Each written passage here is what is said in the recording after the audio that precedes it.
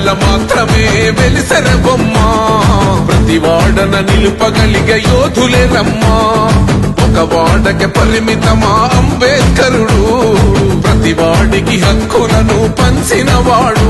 తను రాసిండు రాజ్యాంగం దేశం కోసం తను చేసిండు పోరాటం అందరి కోసం తను రాసిండు రాజ్యాంగం దేశం కోసం